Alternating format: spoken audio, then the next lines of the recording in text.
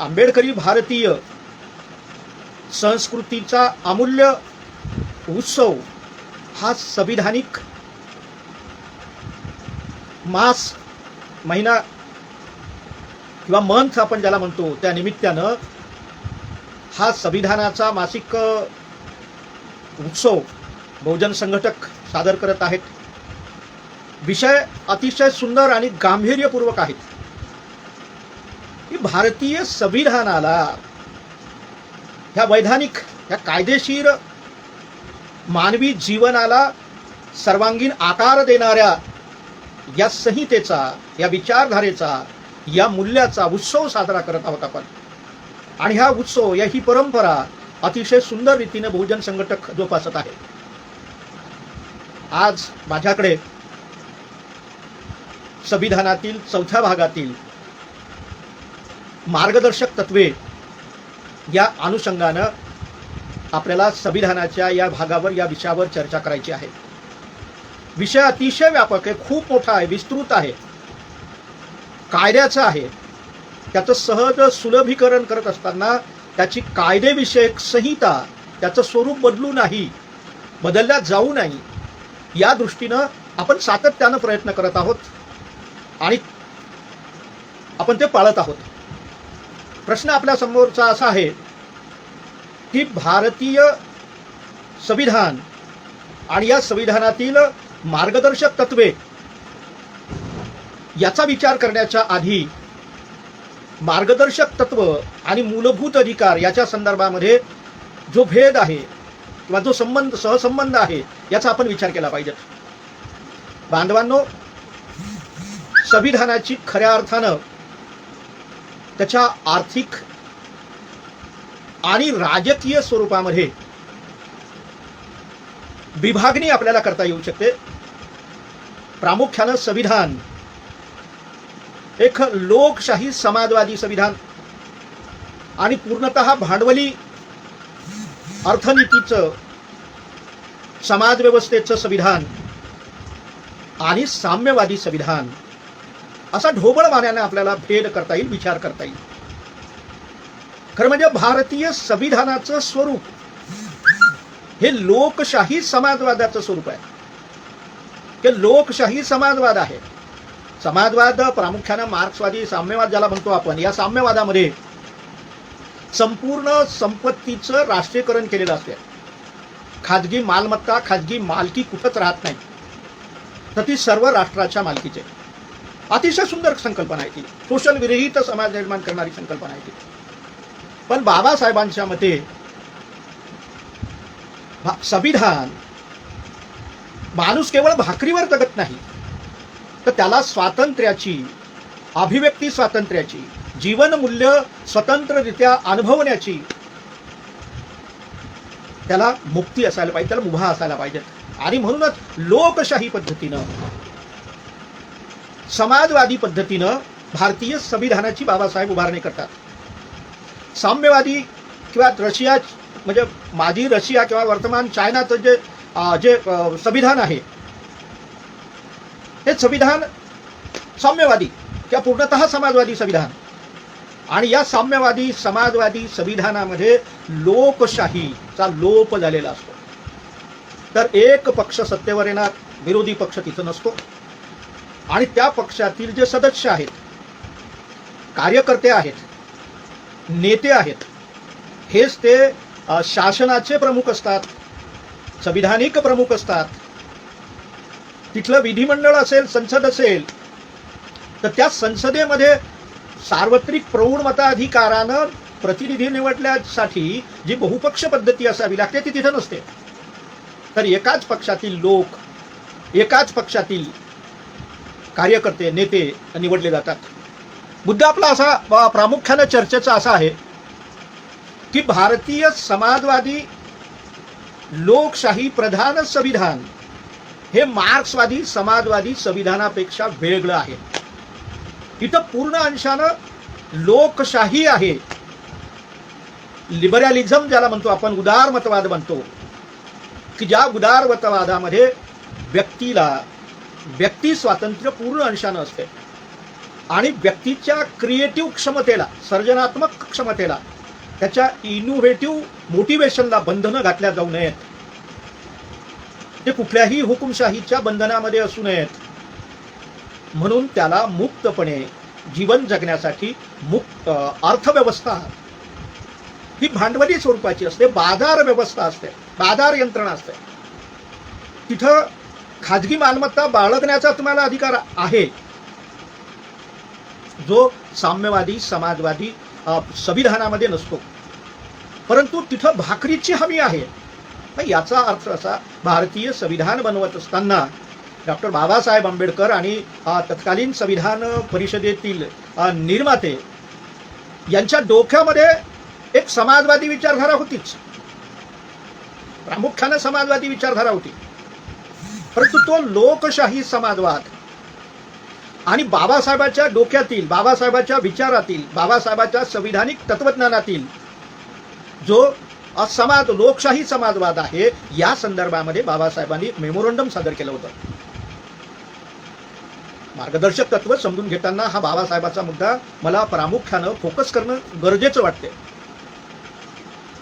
तर बाबासाहेबांनी तो स्टेट्स अँड मायनॉरिटीचा आराखडा दिला होता की त्यामध्ये बाबासाहेबांनी जमिनीचं राष्ट्रीयकरण करावं, जमीन ही राष्ट्राच्या मालकीची असावी, स्टेट सोशलिझम, आणि तो सोशलिझम कॉन्स्टिट्यूशनल, त्याची गणना संविधानामध्ये त्याची नोंद असावी, ते शासनकर्त्याच्या मर्जीवर असू नये. जमिनीचं राष्ट्रीयकरण करावं आणि ही जमीन कसण्यासाठी जात, धर्म, पंथ, वंश, लिंग असा कुठलाही भेदभाव न करता सामूहिकरित्या वहितीसाठी कसण्यासाठी देण्यात यावी. विम्याचं राष्ट्रीयकरण करावं, हा तो स्टेट्स अँड मायनॉरिटीचा एक स्वतंत्र भाग आहे.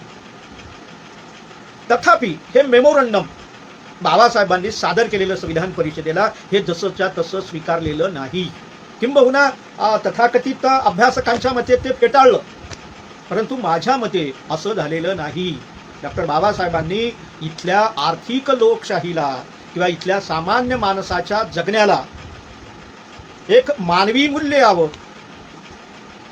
अन्न, वस्त्र, निवारा, शिक्षण, आरोग्य ह्या प्राथमिक गरजा पूर्ण करण्याची ददात, त्या संदर्भामध्ये त्याच्यावर कुणावर अवलंबून राहण्यासाठी पाळी येऊ नये आणि त्याच वेळी लोकशाही मूल्याचंही पालन व्हावं, ही भूमिका. कारण कुठल्याही परिस्थितीमध्ये हुकुमशाही बाबासाहेबांना मान्य नव्हती.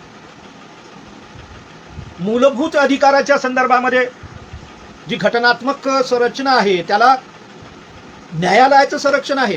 त्याचं व्हायोलेशन झालं असेल तर न्यायालयामध्ये दाद मागता येते, इथपर्यंत ठीक आहे. परंतु मार्गदर्शक तत्वामध्ये मात्र त्याच्या उल्लंघनासाठी, त्याच्या व्हायोलेशनसाठी न्यायालयात दाद मागता येत नाही. आणि यामुळेच इथले तथाकथित मार्क्सवादी भारतीय संविधानावर टीका करत राहिलेले आहेत की हे भांडवली संविधान आहे. वस्तुतः या प्रास्ताविकामध्ये मी ही बाब नमूद केलेली आहे की हा समाजवाद, अन्न, वस्त्र, निवारा, शिक्षण आणि आरोग्य प्रत्येक माणसाला सन्मानानं जगता यावं, यासाठी इतरांवर अवलंबून राहण्याची गरज पडू नये आणि त्याच वेळेला त्याला पूर्णतः स्वातंत्र्य उपभोगता यावं, अशी अर्थव्यवस्था निर्माण करणे, अशी समाजव्यवस्था निर्माण करणे, हे या संविधानाचं उद्दिष्ट मार्क्सवादी तत्वज्ञानानुसार हुकुमशाहीमध्ये न बसवता एक समाजवादी तत्वज्ञान, एक समाजवादी विचारधारा या मार्गदर्शक तत्वामध्ये बाबासाहेबांनी बसवलेली आहे.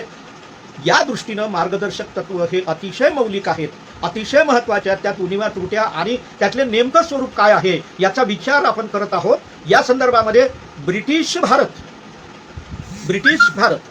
स्वातंत्र्य आधीचा भारत, ईस्ट इंडिया कंपनीच्या आधिपत्याखाली असणारा भारत आणि त्याच्या आधी असणारी इथली राजकीय व्यवस्था, मग इथले 5-6 शाळा असतील, अगदी निजाम आहेत, मोगल आहेत, इथले खाली टिपू सुलतान असेल किंवा इकडं पेशवा असतील, या सगळ्या प्रामुख्यानं मोठ्या प्रमाणामध्ये भारतावर साम्राज्य पसरलं ते मोगलांचं. आणि या मोगलांच्या अर्थव्यवस्थेमध्ये इथला जो शेतकरी आहे, या शेतकऱ्याच्या नावानं जमीन नाहीये. माफ करा, थोडंसं विषयांतर वाटत असेल तरी ही बाब स्पष्ट करणे, त्याचं महत्त्व त्याच्याशिवाय लक्षात येणार नाही आहे. इथली जमीनदारी पद्धती, दादलानी पद्धती इथली रयतवारी पद्धती की यामध्ये शेतकऱ्याच्या नावानं जमीन नाहीये, शेतीवर जवळपास निम्मे कर बसवलेला आहे, त्याच्या जमिनीच्या खंडाच्या 80-90% तो आहे आणि वेगवेगळ्या पद्धतीने त्याच्यावर प्रत्यक्ष अप्रत्यक्ष कर बसवलेले आहेत आणि मोठ्या प्रमाणात या सामान्य माणसाचं शोषण होते. अशा अर्थव्यवस्थेत, अशा राजकीय व्यवस्थेत ब्रिटिशांनी कुठल्याही सुधारणा केल्या नाहीत, उलट ते अतिशय कडक बनवलं आणि इथल्या माणसाचं जीवन अतिशय दुष्कर झालं आणि ती सत्ता भारतानं स्वीकारलेली आहे आणि त्या सत्तेला समाजवादी, लोकशाही समाजवादी स्वरूप देण्याचं अतिशय कठीण, कठोर आणि अतिशय बौद्धिक कसोटी लावणारं काम त्या काळानं बाबासाहेबांवर सोपवलं. म्हणून इथं लोकशाही स्थापन करताना लोकशाही समाजवाद कसा निर्माण करावा या सगळ्या तत्कालीन व्यवस्थेशी आणि राजकीय नेत्यांशी झुंज देताना बाबासाहेबांनी मूलभूत अधिकार ही भांडवली राजकीय अर्थव्यवस्था केली आणि मार्गदर्शक तत्वाच्या अनुषंगाने समाजवादी, आर्थिक सामाजिक न्याय देणारी एक व्यवस्था निर्माण करण्याचा प्रयत्न केलेला आहे.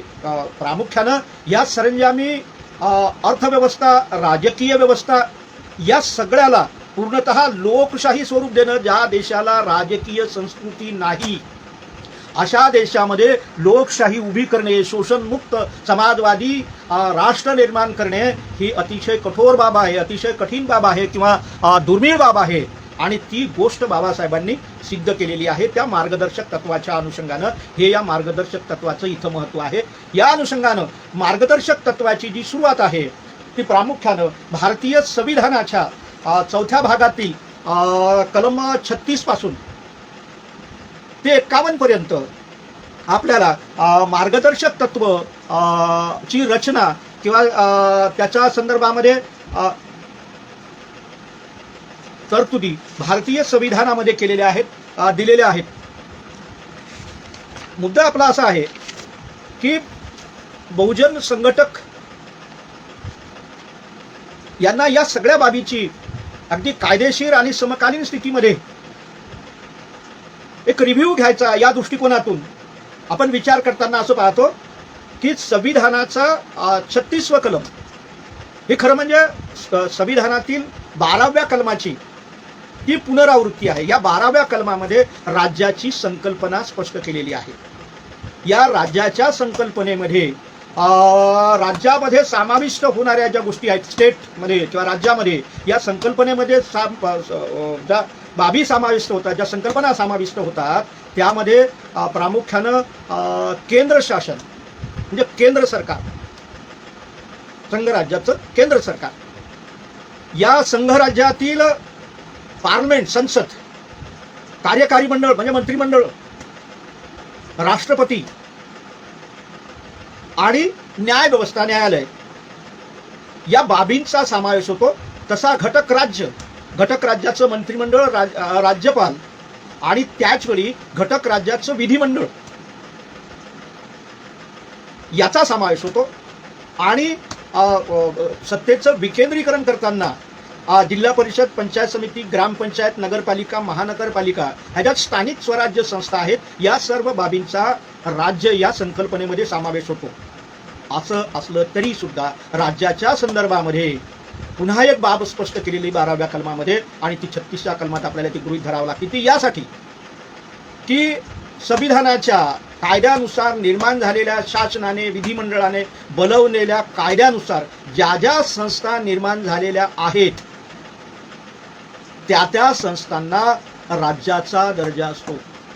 याचा अर्थ असा की शासनाच्या कायद्यानं जर खाजगी महाविद्यालय तयार झाली असतील किंवा सार्वजनिक प्रमंडळ निर्माण झाले असतील, म्हणजे रेल्वे बोर्ड असेल, एसटी महामंडळ असेल, इलेक्ट्रिक बोर्ड असेल, ही कायद्यानं निर्माण झालेली आहेत. त्याच्यामुळं यांचाही दर्जा हा राज्याचाच आहे. म्हणून राज्याला जी मार्गदर्शक तत्वे लागू पडतात तीच या संस्थांनाही लागू पडतात. ही याची व्यापकता ह्या 36व्या कलमानुसार आपल्याला विचारात घ्यावी लागते आणि ती त्या दृष्टीनं अतिशय महत्त्वाची ठरते. अनुच्छेद 37 या या अनुच्छेदाअंतर्गत, या आर्टिकल अंतर्गत प्रस्तुत भागातील तरतुदींना न्यायालय यांच्या संरक्षणाची, परंतु त्यात असलेली तत्वे देशाच्या शासनामध्ये मूलभूत राहतील आणि कायदे करताना ही तत्वे अंमलात आणले हे राज्याचे कर्तव्य असेल. म्हणजे मार्गदर्शक तत्वामध्ये समाविष्ट असणाऱ्या तरतुदीची अंमलबजावणी केंद्र सरकार, राज्य सरकार, स्थानिक स्वराज्य संस्था आणि शासनाच्या कायद्याने निर्माण झालेल्या खाजगी संस्था यांनाही राज्याचा दर्जा असल्यामुळं त्यांना मार्गदर्शक तत्वाची अंमलबजावणी करणे हे आवश्यक असेल. एक बाब पुन्हा स्पष्ट केली पाहिजे. ते अनुच्छेद 38 ज्या योग्य राष्ट्रीय जीवनातील सर्व संस्थांच्या बाबतीत सामाजिक, आर्थिक आणि राजकीय न्याय प्रस्थापित करणारी सामाजिक व्यवस्था स्थापन होऊन जनतेचे कल्याण साधेल असा प्रयत्न करणे हे राज्याचे कर्तव्य आहे. याचा अर्थ नागरिकांचा सर्वांगीण विकास साध्य होण्यासाठी त्याला लागणाऱ्या ज्या आवश्यक गरजांची पूर्तता, अन्न, वस्त्र, निवारा, शिक्षण, आरोग्य ह्या प्राथमिक गरजा, याच्यासोबत त्याचं स्वातंत्र्य, त्याच्या व्यक्तिमत्वाच्या विकासासाठी लागणाऱ्या ज्या बाबी आहेत ह्या सगळ्या त्याला पुरविल्या जाव्यात आणि ह्या सगळ्या संस्थांनी त्याची निर्मिती, त्याचा पुरवठा केला गेला पाहिजेत. या दृष्टीनं 37वे कलम हे अतिशय मौलिक आणि महत्त्वाचं असल्याचं आपल्याला दिसून येते. म्हणजे देशातील सर्व संस्थांना नागरिकांच्या सर्वांगीण विकासासाठी आवश्यक असणारी ज्या तरतुदी आहेत, जी धोरणं आहेत, ही त्या संस्थांनीही राबविली पाहिजेत असं या मार्गदर्शक तत्वातील तरतुदीच्या 37व्या कलमामध्ये समाविष्ट त्याच्यामध्ये होतो. तर मार्गदर्शक तत्वाचा विचार करताना याचं आपण वर्गीकरण करणं आवश्यक आहे. त्याच्याशिवाय ही तत्व समजून घेता येणार नाहीत. म्हणून या मार्गदर्शक तत्वाचं वर्गीकरण करताना आपण आर्थिक, सामाजिक, न्यायविषयक, सामाजिक, त्याचप्रमाणे आंतरराष्ट्रीय असं वेगवेगळ्या प्रकारचं आपल्याला त्याचं वर्गीकरण करता येईल किंवा ते आपण केलं पाहिजे. त्याशिवाय आपण हे समजून घेऊ शकत नाही. तर आर्थिक संदर्भामध्ये सरकारने आपले धोरण असे असावे की ज्या योगे सर्व नागरिकांना, स्त्री पुरुषांना समान मानून उपजीविकेची पुरेशी साधने उपलब्ध होतील. साम्यवादी समाज व्यवस्थेमध्ये नागरिकांना जीवनावश्यक आणि विकासात्मक लागणाऱ्या गरजा भागविण्याची तरतूद हुकुमशाही शासन व्यवस्थेनं साम्यवादामध्ये केली असते. तर इथं बाबासाहेबांनी समाजवादी संविधानातील तरतुदी करताना की या देशामधील शासनाचं धोरण असं असावं की ज्यामध्ये सर्व नागरिकांना कुठलाही स्त्री, पुरुष, जात, धर्म, पंथ असा भेद न करता त्याला उपजीविकेचं साधन मिळावं, जगण्याचं साधन मिळावं, लिव्हलीहूड ज्याला म्हणतो आपण, ती संसाधनं त्याला मिळावीत. दुसरी बाब या अंतर्गत येते की समाजाच्या भौतिक साधनांची मालकी आणि नियंत्रण अशा प्रकारे विभागण्यात येईल की ज्या योगे समाजाचे सार्वत्रिक कल्याण साधेल. इथं संपूर्ण साम्यवादी व्यवस्थेमध्ये संपूर्ण संपत्तीचं राष्ट्रीयकरण करून ते एका पक्षाच्या नेत्यांच्या आणि अधिकाऱ्यांच्या मालकीचं ठरलेलं आहे आणि त्याची ती एकाधिकारशाही आहे. इथं लोकशाहीमध्ये शासनाचं धोरण असं असावं की ज्यामध्ये जी सार्वजनिक उत्पादनाची साधनं आहेत, जी भौतिक साधनं आहेत, उदाहरणार्थ इथलं जमीन असेल, पाणी असेल, जंगल असेल किंवा उद्योग व्यवसाय असतील, खाणी असतील, ही जी सगळी उत्पादनाची साधनं आहेत, या साधनांची मालकी आणि त्याचं नियंत्रण, संपत्तीचं केंद्रीकरण होणार नाही अशा पद्धतीनं असावं आणि ज्याचा लाभ सर्वांना तो मिळाला पाहिजे. या पद्धतीनं या सार्वजनिक राष्ट्रीय मालमत्तेच्या नियंत्रण, त्याचं समायोजन आणि त्याचा उपयोग सर्व समाजाच्या उपयोगासाठी केला जावा. तो त्यामध्ये सर्वांना त्याचा वाटा त्या विकासांमध्ये मिळावा, ही भूमिका यामध्ये आपल्याला दिसून येते. अर्थव्यवस्थेच्या संचलनात संपत्तीचे केंद्रीकरण होणार नाही आणि उत्पादनाची साधने समाज हित विरोधी वापरली जाणार नाही. सारांशानं असं सांगायचं आहे की संपत्तीचं केंद्रीकरण होऊ नये, कारण शोषण हे संपत्तीच्या केंद्रीकरणातून होते. म्हणून संपत्तीचं केंद्रीकरण होऊ नये. ज्या पद्धतीनं आजच्या घडीला म्हणजे 71% संपत्तीचं केंद्रीकरण मुठभर लोकांच्या हातामध्ये झालेलं आहे, असं संपत्तीचं केंद्रीकरण होऊ नये. कारण संपत्तीचा अभाव हे दारिद्र्याचं कारण आहे. म्हणून संपत्तीतील निर्माण होणाऱ्या वाट्यामध्ये त्याच्या उत्पादनामध्ये, त्यातून मिळणाऱ्या वरकडामध्ये, त्याच्यामध्ये मिळणाऱ्या नफ्याचा वाटा हा सर्वसामान्याचा असावा. जी मिश्र अर्थव्यवस्था इथं बाबासाहेबांना अपेक्षित आहे की जे पायाभूत उद्योग आहेत, या पायाभूत उद्योग राष्ट्रीच्या मालकीचे असावेत आणि खाजगी भांडवलाच्या गुंतवणुकीलाही संधी असेल, परंतु ह्या अशा पद्धतीनं असेल की या संपत्तीचं, राष्ट्रीय संपत्तीचं केंद्रीकरण मुठभर लोकांच्या हातामध्ये होऊ नये, अशा संदर्भामध्ये त्याचं वितरण व्हावं. स्त्री आणि पुरुषांना समान दर्जा, स्त्री आणि पुरुषांचा समान दर्जा म्हणजे समान कामासाठी स्त्री पुरुषांना समान वेतन दिल्या जाईल. जो लिंगभेद आजही भारतामध्ये महिलांना शेतीत काम करताना पुरुषांना आणि स्त्रियांना दिल्या जाणाऱ्या वेतनामध्ये, मजुरीमध्ये फार मोठी तफावत आहे.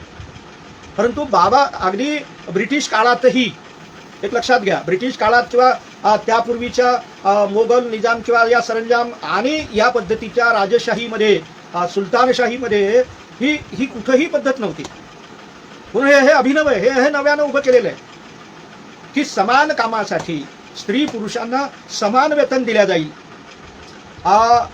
स्त्री पुरुषांच्या कामगारांच्या शारीरिक स्वास्थ्य आणि शक्ती यावर विघातक परिणाम होणार नाही. म्हणजे स्त्री आणि पुरुष जे कामगार आहेत, श्रमजीवी आहेत, या श्रमिकांना त्यांच्या शारीरिक मानसिक क्षमतेच्या पेक्षा जास्त कामाचा बोजा त्यांच्यावर दिला जाऊ नये, त्यांच्या शरीराला झेपेल पेरेल असंच काम असावं.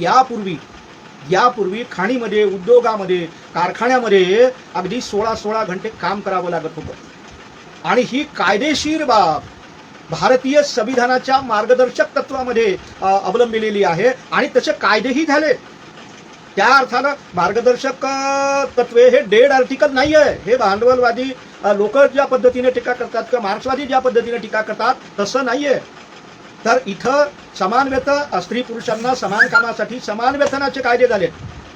त्याचप्रमाणे स्त्री पुरुषांच्या स्वास्थ्याच्या पलीकडे म्हणजे कामाचे तास नियंत्रित केलेले आहेत. बाल कामगारांची जे शोषण आहे, बाल कामगारचं काम उद्योगामध्ये किंवा घातक ठिकाणी त्यांना कामाला प्रतिबंध घातलेला आहे किंवा मुलांना स्वास्थ्यपूर्व, मुक्त आणि सन्मानपूर्ण वातावरणात स्वतःचा विकास करण्याची संधी मिळावी, त्याचप्रमाणे त्यांना भौतिक आणि नैतिक पिळवणुकीपासून संरक्षण मिळावे, हे मार्गदर्शक तत्व 42व्या घटनादुरुस्तीत 1976 मध्ये समाविष्ट करण्यात आलं. परंतु समाजवादाच्या तत्वज्ञानामध्ये आणि या मुलांच्या हिताच्या संदर्भामध्ये हे यामध्ये आधीच समाविष्ट आहे. ते अधिक प्रॉमिनंट किंवा अधोरेखित केलं इतकंच. कोणत्याही नागरिकाला त्याच्या वयाच्या आणि शक्तीच्या पेक्षा जास्त काम करण्याला भाग पाडला जाऊ नये. प्रत्येकाला स्वतःच्या विकासाची समान संधी मिळावी, त्यांच्या भौतिक आणि नैतिक पिळवणुकीपासून संरक्षण मिळावे. संविधानाच्या मार्गदर्शक तत्वातील अनुच्छेद 41 प्रमाणे राज्य आपल्या आर्थिक क्षमतेनुसार सर्वांना शिक्षण व रोजगार देण्याचा प्रयत्न करेल. मार्गदर्शक तत्वानुसार प्रत्येक नागरिकाला त्याला त्याच्या क्षमतेनुसार शिक्षण घेण्याचा, त्याच्या क्षमतेनुसार शिक्षण घेण्याचा अधिकार असेल. हा एकच बाब इथं नाहीये. तर या दृष्टीनं शासनाच्या बजेटमध्ये तरतूद केल्या जावी, ती केल्या जाते, ती अपुरी आहे. ती पूर्ण कशी करता येईल या दृष्टीनं पुढच्या टप्प्यामध्ये आपण त्याचा विचार करू.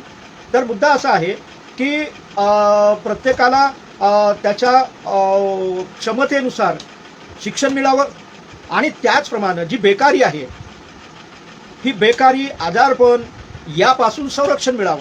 म्हणजेच यासाठी सार्वजनिक हॉस्पिटल्स आहेत, दवाखाने आहेत किंवा याच अनुषंगानं महाराष्ट्र शासनानं पागे आणि गवईनं, खरं म्हणजे रासू गवईचीच ती रोजगार हमीची योजना आणि ही रोजगार हमीची योजना बाबासाहेबांच्या स्टेट्स अँड मायनॉरिटीमध्ये, तीच रिपब्लिकन पक्षाच्या जाहीरनाम्यामध्ये मुळात हे बाबासाहेबांचं तत्व खऱ्या अर्थानं आपण मान्य करून घेतलं. आंबेडकरी चळवळीने जे मान्य करून घेतलं. आपण अपयशाचाच पाळा वाचतो आंबेडकरी चळवळीचा, असो विषांतर होऊ नये. तर ही रोजगार हमीची योजना केंद्रानं स्वीकारली आणि आज अगदी कोविडच्या काळातही बिहार किंवा इतर मागास स्टेटमध्ये रोजगार हमी, महाराष्ट्रातही म्हणजे एकूणच जिथं श्रम कौशल्याचा अभाव आहे, असंघटित कामगार आहे, अशांना रोजगार हमीद्वारे रोजगार मिळावा ही तरतूद फार मोठ्या प्रमाणामध्ये याचा फायदा मिळालेला आहे. याचा अर्थ हा नव्हे की ती पूर्णतः यशस्वी झाली किंवा त्या पद्धतीनं त्याच्या आर्थिक तरतुदी केलेल्या नाहीत. हे दोष आहेत, उणीवा आहेत, परंतु ही फार मोठी बाब आहे आणि ही मार्गदर्शक तत्वातील समाजवादी तत्वाचा तो एक भाग आहे. अनुच्छेद 42 नुसार कामगारांना न्याय्य आणि मानवी वातावरणात काम करण्याची संधी प्राप्त व्हावी. याचा अर्थ असा की कामगार ज्या ठिकाणी काम करत असतील तिथं त्यांना आरोग्यपूर्ण अशी परिस्थिती असावी. त्यांना पुरेशा प्रमाणामध्ये मोकळी हवा असेल, कॅन्टीनची व्यवस्था असेल किंवा सूर्यप्रकाश असेल किंवा त्या दृष्टीनं त्याला लागणारे जे आरोग्यकारक वातावरण आहे, संडास बाथरूम, ह्या ज्या सगळ्या प्राथमिक सुविधा आहेत ह्या तिथं त्याला पुरवल्या जाव्यात की त्याला मुक्तपणे अगदी कुठल्याही प्रतिकूल परिस्थितीमध्ये काम करण्याला भाग पाडल्या जाऊ नये अशी परिस्थिती. ट्रेड युनियनिझमचा तो एक भाग आहे, श्रमिक संघवादाचा तो भाग आहे बाबासाहेबांच्या रिपब्लिकन जाहीरनाम्यातला किंवा तो जो स्टेट्स अँड सोशलिझमचा जो मेमोरंडम आहे त्यामधला तो या मार्गदर्शक तत्वामध्ये समाविष्ट केलेला आहे. स्त्रियांना बाळांतपणाच्या एक फार मोठी बाब आहे की महिलांच्या संदर्भामध्ये बाबासाहेबांनी जो बेसिकल विचार केलेला आहे, मूलभूत विचार केलेला आहे की स्त्रियांना गरोदरपणाच्या काळामध्ये त्यांना पुरेशी सुटी मिळावी, आरोग्यकारक त्यांना अन्न मिळावं किंवा औषधांची सुविधा असावी. आणि त्या दृष्टीने आपण असं पाहतो की आजही म्हणजे आजच्या घडीला हे प्रतिकूल सरकार काय असेल तर आपण बाजूला ठेवू, पण भारतीय संविधानातील मार्गदर्शक तत्वानुसार खेड्यापाड्यामध्ये प्राथमिक आरोग्य केंद्रामध्ये महिलांची काळजी घेतल्या जाते. त्यांना आवश्यक असणारं औषधं किंवा अन्न, सकस आहार आणि त्याची देखभाल केल्या जाते आहे. हे या मार्गदर्शक तत्वाचं फलित आहे. ही वाया गेलेली हे डेड आर्टिकल नाही आहेत. तर आजही त्याच्या मोठ्या प्रमाणात अंमलबजावणी होते, परंतु समाधानकारक रीतीनं त्याचं पुरेसं अंमलबजावणी होत नाही. अनुच्छेद 43 नुसार शेती आणि औद्योगिक क्षेत्रात काम करणाऱ्या सर्व श्रमिकांना योग्य कायदे करून निश्चित रोजगार, वेतन आणि विश्रांती लाभावी यासाठी राज्यानं प्रयत्न करावा. अर्थात शेती हा विषय राज्याकडे आहे आणि राज्याच्या संदर्भामध्ये विविध शेतीच्या संदर्भामध्ये योजना राबवल्या जातात. त्याचा पूर्ण अंशानं तपशील इथं आपल्याला स्वतंत्ररित्या देता येणार नाही, परंतु शेतीची अवजारं आहेत किंवा शेतीला लागणारी मर्यादित स्वरूपात का होईना पण बियाणं आहेत, अवजारं आहेत किंवा जे फर्टिलायझर आहेत ही पुरवल्या जातात मर्यादित स्वरूपात. कारण ही व्यापक असावी, व्यापक संशोधन असावं ही आपली अपेक्षा. आणि त्यांच्या कामाचं योग्य वेतन त्यांना मिळावं, विश्रांती मिळावी. औद्योगिक क्षेत्रामध्ये स्त्री पुरुषांचा समान कामाचा दर्जा, सुरक्षा आणि विश्रांती त्यांना लाभावी ही तरतूद आपल्याला इथून दिसून येते. अनुच्छेद 43 औद्योगिक क्षेत्रात आवश्यक ते कायदे करून कामगारांना उद्योगधंदे, कारखाने यांच्या व्यवस्थापनात सहभागी करून घेण्यासाठी राज्याने प्रयत्न करावा. फॅक्ट आहे की इथले सहकारी कारखाने आहेत किंवा सार्वजनिक प्रमंडळ जे असं सार्वजनिक उद्योग आहेत या उद्योगाच्या व्यवस्थापनामध्ये त्याचा समावेश असावा. अगदी कारखान्यांच्या सूतगिरण्यांच्या व्यवस्थापनामध्ये तो कालपर्यंत भाग होता. आता त्याच्यावर खूप सारे नवीन श्रमिक कायदे करून श्रमिकांवर बंधनं आणल्या गेली. अर्थात हा सगळा आपल्या जाणीवेचा जो भाग आहे त्याच्यामुळं याची पुरेशी अंमलबजावणी होत नाही. संविधानिक जे शिक्षण असावं लागते, जी जागृती असावी लागते, अवेकनिंग असावे लागते, हे आपल्यामध्ये नाही आहे. ही एक बाब आपण लक्षात घेतली पाहिजे. आपण जाती धर्मात विभागलेले आहोत, आपण आधी जातीत विभागलेले आहोत. श्रमिक आपला वर्ग नाही आहे, जात आणि धर्मामध्ये विभागलेले आहोत. आणि त्याच्यामुळं इथल्या 6-6.5 हजारापर्यंत जाती किंवा इथला आदिवासी, इथला दलित आहे, ओबीसी आहे, ह्या सगळ्या त्याच्यामध्ये हजारो जातींमध्ये विभागलेला आहे. तो कामगार वर्ग म्हणून तो उभा राहू शकत नाही किंवा इथल्या जातीने त्याला आयसोलेट केलेलं आहे. त्याच्यामुळं शासनाच्या औद्योगिक कायद्याच्या संदर्भात, श्रमिकांच्या सुरक्षेच्या संदर्भामध्ये ज्या कायद्याची निर्मिती व्हावी ती होऊ शकत नाही, झालेली नाही, होत नाही. त्याचं जे संविधानिक संस्कृती असावी लागते, जी राजकीय संस्कृती असावी लागते ती अद्याप झालेली आहे. थोडीफार काही लोकांमध्ये आहे. त्या दृष्टीनं कामगार संघटना वगैरे कामं करतात. संविधानाच्या अनुच्छेद 48 नुसार शेती आणि जनावरांची पैदास या क्षेत्रात आधुनिक आणि शास्त्रीय पद्धतीने विकास करण्यासाठी व दुभत्या जनावरांची, गायींची हत्या थांबविण्यासाठी राज्य प्रयत्न करेल. 48 पर्यावरण सुधारणा घडवून आणणे हा थोडासा वेगळा मुद्दा येते. तर शेती हा इथला मुख्य उद्योग. या शेतीच्या उद्योगामध्ये पायाभूत उद्योग आहे, प्राथमिक अर्थक्षेत्र आहे. खाण आणि शेती हे प्राथमिक अर्थ विभागातलं ते क्षेत्र आहे आणि फार मोठ्या प्रमाणामध्ये इथं जवळपास 80-85% म्हणजे 60-65 सांगतात, पण खऱ्या अर्थानं 80-85% इथला जो श्रमिक आहे तो तिथं या शेतीच्या क्षेत्रामध्ये आहे. हा प्राथमिक उद्योग आहे आणि याचा विकास करणं फार गरजेचं आहे. आपण पाहिलं की भाकरा नांगल धरणापासून तर शेतीच्या संदर्भामध्ये बाबासाहेबांनी जी मांडणी केली, स्मॉल होल्डिंग इन इंडिया वगैरे, किंवा सामूहिक शेतीच्या संदर्भामध्ये जो बाबासाहेबांनी विचार केला, त्या संदर्भामध्ये शेतीचा विकास व्हावा, शेतीला लागणारी जी अवजारं आहेत ती उपलब्ध करून द्यावीत, त्या शेतीचा विकास करावा, नवं संशोधन यावं, या दृष्टीनं शासनानं प्रयत्न करावा. खरं म्हणजे माझी एक व्यथा आहे की विदर्भामध्ये संत्रा मोठं पीक आहे. संत्र्याचं जे उत्पादन आहे ते टॅपरूट सिस्टीम म्हणजे सोटमूळ, आणि हे फार आखूड असते आणि 3 फुटाच्या अंदरच लॅटरल रूटचा विस्तार झालेला असतो. त्याच्यामुळं पाण्याचा थोडासा जरी ताण पडला तर झाडं वाळतात. तर इथं टॅपरूट जे मूळ रूट आहे ते अधिक डेव्हलप करणारं संशोधन का नाही? मुद्दा असा आहे की राज्याचा विषय आहे शेती आणि मार्गदर्शक तत्वामध्ये शेतीचा विकास करण्यासाठी राज्यानं संशोधन व्हावं, त्याला केंद्राची मदत, ह्या सगळ्या बाबी आहेत. पण खऱ्या अर्थानं शेतीकडं विचारच केला जात नाही, कारण हा शेतकरी, हा शेतमजूर हा असंघटित क्षेत्रात आहे, जातीमध्ये विभागलेला आहे. त्याचे हितसंबंध वेगवेगळ्या प्रांतामध्ये, वेगवेगळ्या जिल्ह्यामध्ये क्रॉप पॅटर्न आहे तो वेगवेगळा आहे आणि क्रॉप पॅटर्ननुसार कापूस उत्पादक शेतकरी वेगळा आहे, गहू आणि हरभऱ्याचा उत्पादक तिकडं पंजाब हरियाणामध्ये असणारा किंवा विदर्भात येणारा कॉटन क्षेत्र या 2-4 जिल्ह्यामध्ये, किंवा संत्र्याचा नागपूर किंवा या भागामध्ये असणारा, आणि या क्रॉप पॅटर्नमुळे इथला शेतकरी पुन्हा विभागला गेलेला आहे.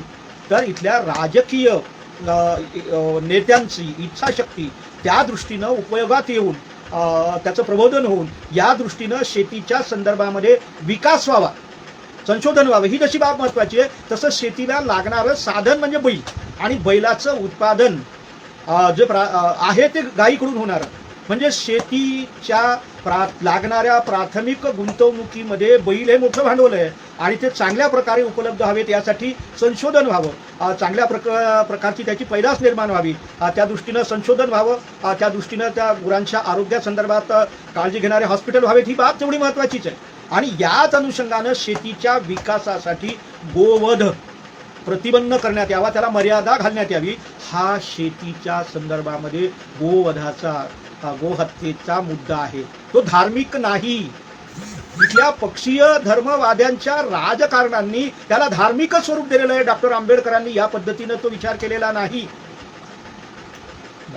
या मार्गदर्शक तत्वामध्ये गोवंशाचं पालन जतन करावं, हे धर्माच्या पालनासाठी नाही तर शेतीच्या विकासासाठी व्हावं या दृष्टीनं आहे. आणि या गोहत्येच्या संदर्भामध्ये जे मॉब लिंचिंग होतात किंवा ज्या समाजाचं हजारो पिढ्या गोमांस खाता खाता आतडे कातडे लाल झाले, असो, या मुद्द्याकडे वळू नाही. परंतु राजकारणामध्ये हा जो धार्मिक रंग दिला जातो, हा अतिशय राष्ट्रविघातक आहे. बाबासाहेबांच्या इथल्या समाजवादी तत्वज्ञानामध्ये त्याचा उपयोग करताना, त्याचं अंमलबजावणी करताना, त्या दृष्टीनं प्रावधान करताना हा समाजवादी दृष्टिकोन या मार्गदर्शक तत्वामध्ये दिसतो, धर्मवादी धार्मिक संदर्भामध्ये नाही. तर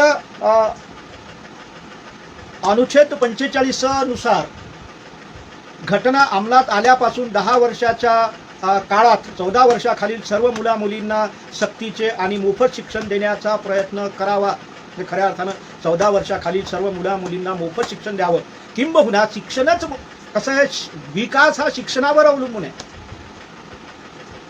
जिथं सुशिक्षित वर्ग आहे, साक्षर नाही, सुशिक्षित, त्याला भल्या बुऱ्याची, योग्य अयोग्यतेची जाणीव निर्माण करणारं शिक्षण, माणूस बनवणारं शिक्षण, त्याच्या सर्वांगीण प्रेरणांचा विकास करणारं, त्याचा वर्तमानाच्या संदर्भामध्ये प्रश्न निर्माण करणारं शिक्षण, त्याची जिज्ञासा निर्माण करणारं, ते खऱ्या अर्थानं शिक्षण. आणि हे शिक्षण सार्वत्रिक असावं. अगदी ज्याला जे शिक्षण घ्यायचं असेल त्या दृष्टीनं ती मुभा असावी. खरं म्हणजे मला क्युबाचं उदाहरण आठवते की क्युबामध्ये तुम्हाला डॉक्टर व्हायचं असेल तर 12व्या वर्गानंतर त्या पोराला मेडिकलमध्ये पाठवत नाही, तर PSC मध्ये पाठवतात आणि तिथून प्रॅक्टिकल त्याचं शिक्षण सुरू होते. व्यवहारामधून तो अनुभवातून शिकत जातो. म्हणजे आश्चर्य वाटेल की मागच्या 5-10 वर्षापूर्वी, आता रिसेंट माहिती माझ्याकडे नाही आहे, की हार्टचं ऑपरेशन 5,000 अवघ्या 5,000 तिथं होऊ शकते. कारण त्या पद्धतीचं शिक्षण आणि आरोग्याकडे दिलेलं लक्ष.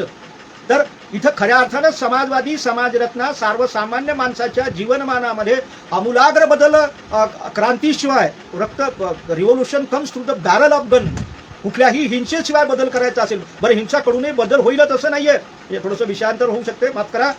रशियामध्ये क्रांती झाली ती बंदुकीतून आली, चायनामध्येही तीच आली. आणि आज चायनामध्ये जो ट्रेड सोशलिझम आहे, बाजार समाजवाद आहे, म्हणजे हुकूम तिथं भांडवलशाही, बाजार म्हणजे भांडवलशाही, या भांडवलशाहीमध्ये पण तो समाजवाद म्हणजे तिथले शासन, राज्यकर्ते यांचं परिपूर्ण नियंत्रण. आणि इतक्या भयंकर स्वरूपामध्ये आहे तिथं की तुमच्या खेड्यामधून येणारा कामगार शहरात जात असेल, दुसऱ्या गावात जायचं असेल तर त्याची डायरी बनवल्या जाते, किती दिवसाला काय काम झालं ते ठरवल्या जाते. आणि तितके दिवस झाले की पोलीस त्याच्या इथं जाते, त्याला हाकालून त्याच्या घेतात. हे एनआरसी वगैरे हे जे चाललंय ना, अरे हे धोरण आहे. हे जे एनआरसी आहेत की आता तू आपला मुद्दा नाही, मोदी सरकारचं जे चाललंय ना हे तेच प्रकार आहे. आणि शहरामध्ये किंवा विशिष्ट काम करणाऱ्याचं वेतन वेगळं आहे चायनामध्ये. आणि एका ठिकाणावरून दुसऱ्या ठिकाणी स्थलांतरित होता येत नाही. आज पंजाब म्हणजे बिहारमधला किंवा उत्तर प्रदेशमधला किंवा महाराष्ट्रातला कुठलाही देहाडी कामगार म्हणून तू मुंबईला जाऊ शकतो, पुण्याला, असं तिथं चालत नाही. म्हणजे जिथं तुम्ही जन्माले आले तिथंच जगा, तिथल्याच अर्थव्यवस्थेच्या शोषणात तुम्ही दडपून राहा. ही चायनामध्ये आज परिस्थिती फार भयंकर आहे. तिथं बाजार समाजवादानं प्रचंड स्वरूपात शोषण केलंय. आज तो आपला विषय नाही, फक्त समाजवादी संविधानाची व्यवस्था आणि भांडवलशाही बाबासाहेबांच्या समाजवादी व्यवस्था, संविधानिक तरतुदी याचा तौलनिक विचार करताना या मार्गदर्शक तत्वाचं गांभीर्य, त्याचं महत्त्व इथं आपल्याला उजागर होते.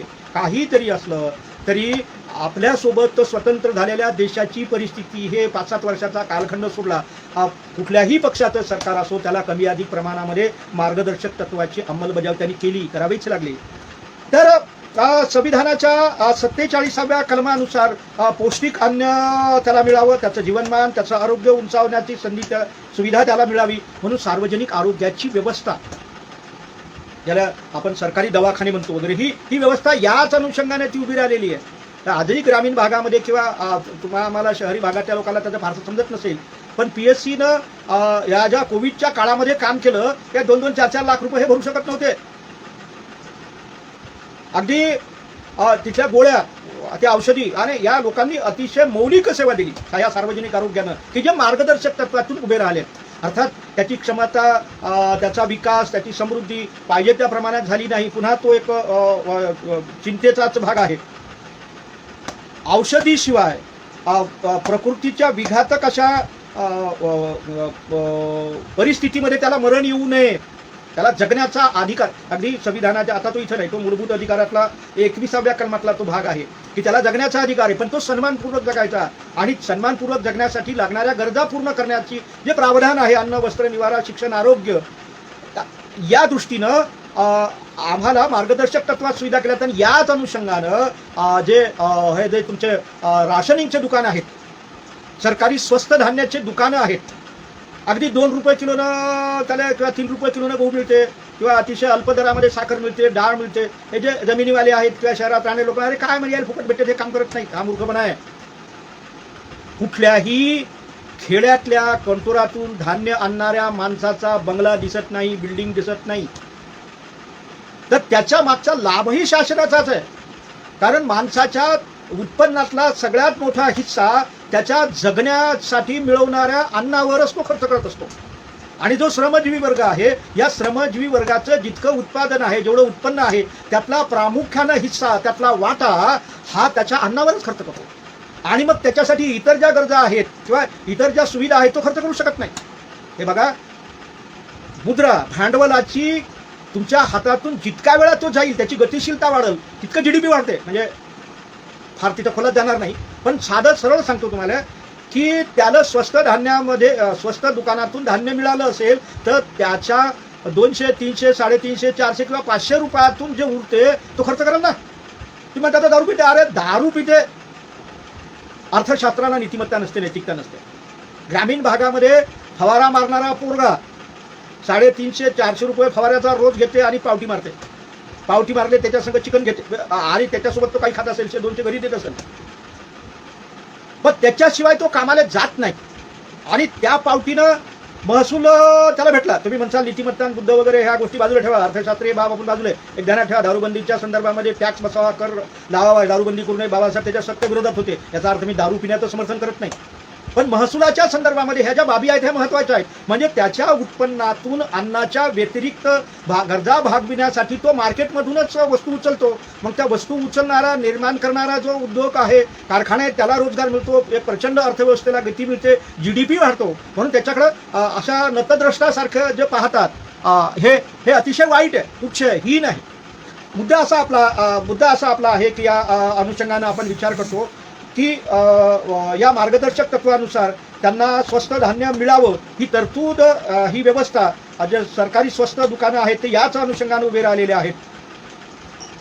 त्याचप्रमाणे शरीरावर विघातक परिणाम करणारे जे नशिले पदार्थ आहेत, गुंगी आणणारे आहेत, जसं अफू, गांजा, चरस वगैरे. अरे या गरीबातल्या 80 रुपयाच्या 70 रुपयाच्या पावतीपेक्षा राजा अरे लाखो रुपयाचे ड्रग विकल्या जाऊन राहिले, त्याचं भांडवल, त्याचा व्यापार चाललाय आणि त्या रेव पार्ट्या चालल्यात. यार इतकी भयंकर आणि इतकी भयावह परिस्थिती आहे. आणि आम्ही त्या वानखडेच्या आणि त्या राष्ट्रवादीच्या आणि त्या एका नशेडी पोराच्याच प्रकरणात गुंतलो. पण हे कसं बंद होईल? हजारो टन माल आपल्या बंदरात उतरतो, त्याचा मालक कोण आहे याचा विचार करण्याची संधी मिळू नये, तो विचार होऊ नये. पण चोल्लर चालदार गोष्टीने भाव दिला जाते, धर्माचं राजकारण असं चाललं जाते आणि आम्ही अगदी चवीनं ते पाहत असतो. तात्पर्य असं की भारतीय संविधानातून व्यसनमुक्त समाज, शोषणमुक्त समाज घडवण्यासाठी लागणाऱ्या ज्या तरतुदी आहेत, ज्या बाबी आहेत, त्याच्याकडे आमचं पूर्ण अंशानं दुर्लक्ष झालेलं आहे. ज्या दारूच्या संदर्भात, अल्कोहोलच्या संदर्भात बोलतात, मी अगदी 30-40 वर्षापासून बोलून राहिलो की दारूबंदी करण्यापेक्षा दारूचे लायसन द्या आमच्या पोरायले, त्याच्या सहकारी संस्था बनवा. आज तुमच्या पेट्रोलमध्ये 15 ते 20% अल्कोहोल मिसळल्या जाते आणि हे इंधन म्हणून तुम्ही साखर आहे, शुगर बीट आहे, मका आहे, साबुदाण्यापासून तुम्ही सहज बनवू शकता. त्याला पियाचं देऊ, तो पिणारच नाही ना. पुण्या मुंबईकडं पोरं किंवा तुम्हाला संध्याकाळी पानपट्टीवर दिसत नाहीत, कारण त्याला रात्री ड्युटीवर जायचं असते. अमरावती किंवा अकोला किंवा या छोट्या मोठ्या शहरामध्ये जे बेकार पोरं दिसतात किंवा या छोट्या मोठ्या शहरामध्ये ज्या मोठ्या प्रमाणात गुन्हेगारी वाढून राहिल्यात, अगदी यवतमाळ या छोट्या मोठ्या शहरामध्ये जे वाढून राहिलेले आहेत, अरे या पोराच्या हाताला काम नाही, रोजगार नाही. आणि मग हे जास्तीचे तितंबे करत असतील. याच्या मागं जे राजकारण आहे पक्षाचं आणि विशेषतः अपक्षाचं, हे लोक या पोरांना नशिडी बनवतात, त्यांना वेगवेगळ्या इलेक्शनमध्ये वापरून घेतात, प्रचार प्रसार करतात, त्याचे दारू किंवा ज्या ज्या सगळ्या गोष्टी धाब्यापासून त्याच्या सगळ्या व्यवस्था करतात. आणि इलेक्शन नसेल तर ते काय करणार आहेत? मग त्या अनुषंगाने अवैध दारूचे धंदे सुरू होतात, अवैध रेतीचे माफिया जन्माला येतात. बांधवांनो, मार्गदर्शक तत्वाच्या अनुषंगानं राष्ट्राची जी खनिज संपत्ती आहे त्याचं जतन करावं.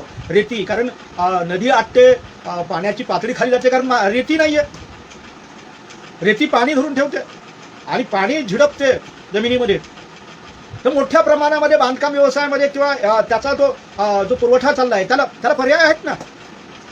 आता चूर आहे किंवा असो, तिथून तुम्हाला ते फार तिथं रेंगाळू नये. तर ही खनिज संपत्ती आहे, त्याचा अतिशय निष्ठेनं, काटकसरीनं वापर केला पाहिजे. आणि हे माफिया त्यातून तयार होतात, दारूचे व्यावसायिक त्यातून तयार होतात, गंजेटी, नशिटी, हे जे ड्रग, गांजा हे त्यातून निर्माण होतात. भारतीय संविधानानं अतिशय निकोप आणि समृद्ध युवा पिढी निर्माण करण्यासाठी ज्या तरतुदी आहेत, ज्या व्यवस्था आहेत, त्याचं अतिशय विरुद्ध बाजूनं इथले राजकारणे, इथलं राजकारण, इथले सत्ताधीश, म्हणजे थोडंसं विषांतर होईल पण मला आठवलं म्हणून सांगतो.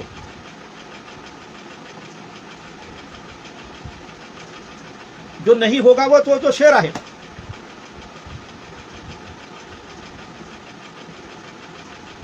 आणि फार उत्कृष्ट आहे तो. त्याचा सरळ आशय आहे की जे घडलं नाही ते पेपरात सरळ तो म्हणतो. आणि हे जे बदमाश आहेत, गुंडे आहेत, त्याच्यासंग पंधा घेऊ नका. त्याच्यासोबत प्रेमाचे आणि चांगले संबंध ठेवा, कारण कोण कधी सत्तेवर येईल काही सांगता येत नाही.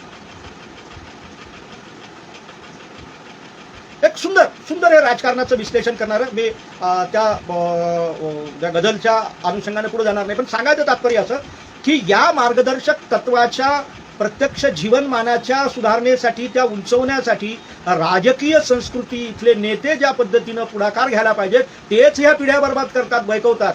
खरं म्हणजे भारतामध्ये लोकशाहीचं भवितव्य आज तरी मला फार कठीण दिसते. अशा पद्धतीनं एक पिढी म्हणजे खरं म्हणजे मार्गदर्शक तत्वाच्या संदर्भामध्ये आणि मूलभूत अधिकाराच्या संदर्भामध्ये बाबासाहेबांचं एक विधान आपण लक्षात ठेवलं पाहिजे. आयव्हर जेनिंगचं उदाहरण देऊन बाबासाहेब सांगतात की प्रत्येक पिढी एक स्वतंत्र राष्ट्र असते आणि एका पिढीने म्हणजे एका राष्ट्रानं दुसऱ्या येणाऱ्या पिढीवर त्याची मतं लादू नये, त्याच्यावर कुरघोडी करू नये, त्याच्या खांद्यावर बसू नये, त्याच्यावर कुरघोडी करू नये. आणि संविधान एका पिढीनं एका कालखंडात आणि एका आवश्यकतेतून ते तयार झालं असते. त्याला असं रिजिड करून ठेवलं, बंदिस्त करून ठेवणं पुढच्या पिढीला, पुढच्या राष्ट्रीय विकासाला ते मारक आहे, बंधनकारक आहे. म्हणून हा जो आर्थिक न्यायाचा जो सिद्धांत आहे हा यामधून आपल्याला मार्गदर्शक तत्वामधून बाबासाहेब मांडताना दिसतात. अनुच्छेद 49 नुसार ही जो ऐतिहासिक ठेवा आहे, ऐतिहासिक कलात्मक दृष्टीने राष्ट्रीय महत्त्वाच्या स्थळांचे आणि वस्तूंचे संरक्षण करणे ही राज्याची जबाबदारी राहील. अशा वस्तू नष्ट करणे, खराब करणे अथवा विकणे अथवा निर्यात करणे यावर बंदी घातल्या जाईल. अरे यार, इथले जे विहार आहेत, इथल्या ज्या वस्तू आहेत, इथले गड कोट किल्ले आहेत, आता काय विकृती करत चाललंय. कोणी येते त्याच्यावर नाव लिहिते, एखाद्या मूर्तीने शेंदूर पाचते त्याचा तो देव बनवते. अरे इतकी भयंकर आणि इतकी भयावह परिस्थिती आहे. हे आपण त्या मस्जिदीच्या संदर्भात पाहतो. अरे ब्रिटिश काळाच्या आधी केव्हा घटना घडली त्यावेळी आपण त्याला जबाबदार आहोत ना. बापदाद्यांची इतिहासात झालेली चूक तुम्ही वर्तमानात दुरुस्त करण्याचा काय अधिकार आहे तुम्हाला. अशा रीतीनं पिढ्यांवर तुमच्या सांस्कृतिक राष्ट्रवाद लादून त्याला विघातक बनवणं, त्याला व्हायलंट बनवणं हे चूक आहे. म्हणजे ही मस्जिद जाग्यावर ठेवूनही तुम्हाला तुमचं मंदिर बांधता आलं असतं. हे मार्गदर्शक तत्वाचं हे व्हायलेशन आहे आणि हे आजकाल हे सर्व चाललेलं आहे. याला प्रतिबंध घातला गेला पाहिजे. उद्याच्या पिढीला काय असते की इतिहासाचं जतन आपण सुरुवातीलाच पाहिलं, हे त्या कलाकृती, त्याची निर्मिती, त्यातले संस्कार, रूढी परंपरामध्ये जतन केल्या जाते. इतिहास तसा जतन होत नाही. हा आपला इतिहास आहे आणि हा इतिहास त्या स्वरूपामध्ये, त्या प्रतीकांच्या, त्या प्रतिमांच्या, त्या ऐतिहासिक वस्तूच्या स्वरूपात आहे आणि तो खोदून काढून त्याला विकृत करून त्याला आपण गाळून टाकून राहिलो. म्हणजे उद्याच्या राष्ट्रासमोरचे जे आदर्श आहेत आणि आजच्या राष्ट्रीय एकात्मताचे आणि आमच्या ऐतिहासिक राजकीय वारसाचे संदर्भ आम्ही पुसून टाकत आहोत. आम्ही अतिशय करंटे आहोत. तर प्रशासनासंबंधी मार्गदर्शक तत्वे आहेत. थोडंसं मी धावतो घेतो. तर अनुच्छेद 14 ग्रामपंचायती स्थापन करून त्यांना स्थानिक स्वराज्य संस्थांचे कार्यक्षम घटक बनविण्यासाठी योग्य ते अधिकार आणि सत्ता देण्यात येईल. सत्तेचं विकेंद्रीकरण करावं. Power makes man corrupt and absolute power absolute corrupt. कुठल्याही प्रकारे सत्ता ही केंद्रीभूत होऊ नये, ती हुकुमशहात बनते. तर सत्तेचं विकेंद्रीकरण करण्यासाठी स्थानिक स्वराज्य संस्थांची निर्मिती करावी आणि खऱ्या अर्थाने ती फार मोठ्या प्रमाणामध्ये आज झालेली आहे, ती राबवल्या जाते. याचा सगळ्यात मोठा फायदा असा होतो की सत्तेचं विकेंद्रीकरण होतो, लोकशाही प्रशिक्षण होते, लोकांना जबाबदारीची जाणीव होते आणि सामाजिक घुसळण होते. तुम्ही जाती धर्माच्या नावाने कितीही उमरत असले तर निवडणुकीच्या वेळी त्याच्या दारात जावं लागते. आणि राज्याचं राजकारण, विधानसभेचं राजकारण वेगळं असते, स्थानिक पातळीवरचं राजकारण वेगळं असते आणि यामध्ये ती इंटरॅक्शन होतात, सामाजिक इंटरॅक्शन होतात. त्याच्यामुळं जातीच्या, धर्माच्या जे ताणतणाव आहेत हे दुर्बल होतात, माणसं जोडल्या जातात, बंधुभाव निर्माण होतो आणि सत्तेच्या सहभागित्वामुळं जबाबदारीची जाणीव होते, विकासाची दृष्टी येत असते आणि तुम्हाला ते करावंच लागते. वारणात ज्या सुविधा झाल्या नसतील तर तुम्हाला ते लोक विचारतात तुम्ही कोण्या जातीच्या धर्माचे आहे. त्याच्यापेक्षा आज ना उद्या मतदारा विचारतेच. म्हणून सत्तेचं विकेंद्रीकरण करण्यासाठी अर्थात मग हे जे विकेंद्रीकरण आहे हे गांधीजीच्या ग्राम स्वराज्यासारखं नाही आहे. अर्थात तो मुद्दा वेगळा आहे, फारसा त्याच्यावर आपण इथं जोर देऊ शकत नाही. तर अनुच्छेद 50 सर्व सरकारी सेवांमधून कार्यकारी आणि न्यायालयीन अधिकाराची फारकत करण्यात यावी. याच्या आधी ब्रिटिश कालखंडामध्ये न्यायदान आणि प्रशासन हे एकत्रच होतं. एक सत्ता, मॉन्टेस्क्यूचा सिद्धांत आहे सत्ता विभाजनाचा सिद्धांत. तो काय आहे त्याच्यावर आपण फारसं भाष्य करू नये. पण विधिमंडळ, कार्यकारी मंडळ, न्यायमंडळ हे शासनाचे 3 भाग आहेत. हे स्वतंत्र आणि स्वायत्त असावेत. हे जर कोणतेही शासनाचे 2 घटक आले तर ते सत्तेचा दुरुपयोग करतात.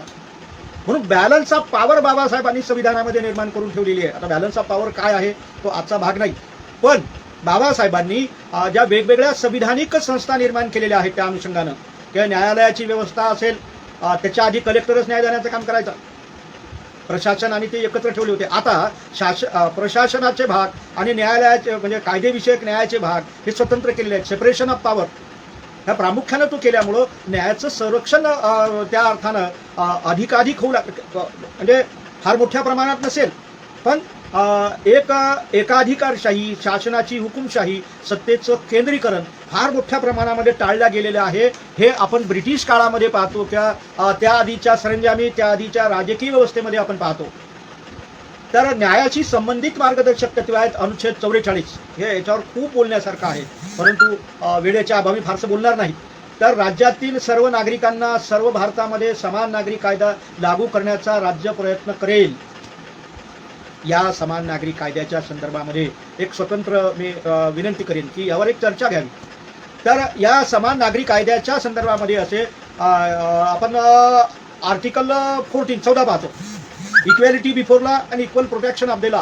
कायद्यासमोर सर्व समान आहेत आणि कायद्याचं सर्वांना समान संरक्षण आहे, हे समतेचं तत्व इथल्या धर्मतत्वज्ञानानुसार. हे बघा, आपण अगदी हिंदू कोडबिलाच्या संदर्भामध्ये पाहतो. इथल्या महिलांची स्थिती काय होती आजही फारशी चांगली नाही. हिंदू कोडबिलानंतरही महिलांचं शोषण ज्या पद्धतीनं होते त्यात अनेक सुधारणा होण्याची गरज आहे. आता तो एक स्वतंत्र भाग आहे. आपण म्हणजे राजकीय टीका टिप्पणी होऊ नये, परंतु या 44व्या कलमाच्या संदर्भात समान नागरी कायद्याच्या संदर्भामध्ये आपण मुस्लिमांकडेच पाहतो, परंतु त्याचं शैक्षणिक प्रबोधन, त्याच्या आवश्यकता, कालच्या म्हणत आपण हे जे कुटुंब नियोजन वगैरे करत नाहीत, आता पहा फार मोठ्या प्रमाणामध्ये त्यांची संख्या कमी होऊन हे काही सांगत असतील तर जनसंख्या वाढण्याचा मागच्या दशकातील दरापेक्षा तो आता कमी झालेला आहे निर्वातपणे. हा आपला तो मुद्दा नाही. तर मुद्दा आपला असा आहे की इक्वॅलिटी बिफोर लॉ आणि इक्वल प्रोटेक्शन ऑफ द समतेच्या कायद्यानुसार ही विवाहाच्या संदर्भामध्ये, स्त्री पुरुषांच्या संबंधामध्ये, आदिवासींच्या संदर्भामध्ये हे समान नागरी कायद्याचं तत्व यावं, कसं यावं, काय यावं, हे आज त्याच्यावर आपल्याला वेळ नाही किंवा ते आपण घेऊ शकत नाही, घेऊ नये असा काळाचा तो तकाजा आहे. अनुच्छेद 39 देशाची कायदे व्यवस्था न्याय आणि समान संधी यावर आधारलेली राहील. यासाठी योग्य ते कायदे करून दुर्बल घटकांना योग्य न्याय मिळण्यासाठी कायद्याचे मोफत सहाय्य देण्याचा राज्य प्रयत्न करेल. तर लोकांना न्याय मिळवून देण्यासाठी दुर्बल घटकांना मोफत स्वरूपामध्ये कायदेविषयक, न्यायविषयक प्रोटेक्शन मिळावं, सहकार्य मिळावं. आणि जे पब्लिक प्रॉसिक्युटर आहेत वगैरे वगैरे ते आहे मोठ्या प्रमाणामध्ये मार्गदर्शक तत्वाच्या अनुषंगाने काही प्रमाणामध्ये त्याचा लाभ मिळून राहिलेला आहे. फार खोलात मी वेळेअभावी जाऊ इच्छित नाही. तर आंतरराष्ट्रीय सामंजस्य मार्गदर्शनाची तत्वे 51व्या अनुच्छेदामध्ये आलेली आहेत. आंतरराष्ट्रीय शांतता, सुरक्षितता प्रस्थापित करणे, राष्ट्रात न्याय आणि समान